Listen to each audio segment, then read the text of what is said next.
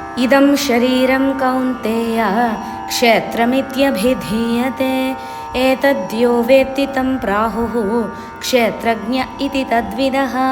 ఓ కుంతీపుత్రుడైన కౌంతేయ, ఈ స్థూల శరీరం క్షేత్రమని చెప్పబడుతూ ఉంది. ఇది శరీరమని ఎవరు తెలుసుకుంటున్నాడో అతడే క్షేత్రజ్ఞుడు అని ఈ రెండింటి గురించి తెలిసిన వాడు చెబుతూ ఉంటారు. క్షేత్రం అంటే భూమి, పొలం అని కూడా అనొచ్చు. భూమిలో గింజలు పాతి పెడితే మొక్కలు వచ్చి ఆ మొక్కలు మరికొన్ని గింజలను ఉత్పత్తి చేస్తాయి. అలాగే ఈ శరీరంలో ఉండే వీర్యం అనే గింజల సాయంతో మరొక శరీరం తయారవుతుంది.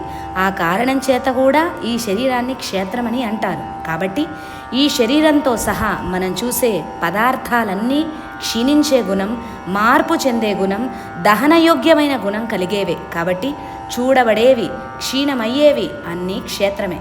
చూడబడేది క్షేత్రమైతే చూసేదెవరు? క్షీణించేది క్షేత్రమైతే క్షీణించకుండా ఉండేది ఎవరు? డ్రైవింగ్ చేసేవాడిని డ్రైవర్ అంటాం. అలాగే ఈ క్షేత్రాన్ని చూసేవాణ్ణి, ఇది క్షేత్రమని తెలుసుకునేవాణ్ణి క్షేత్రజ్ఞుడు అని అంటారు. అందుకనే కృష్ణుడు అంటున్నాడు, ఓ అర్జున, నీవు, నేను, భీష్ముడు, సుయోధనుడు, రాజులు, సైనికులు వీరందరూ నీకు శరీరాలుగా కనబడుతున్నారు. ఈ శరీరాలనే క్షేత్రాలని అంటారు. క్షేత్రాలలో విత్తనాలు నాటితే మొక్కలు మొలిచి మరొక క్షేత్రం తయారవుతుంది. ఇదే సృష్టి.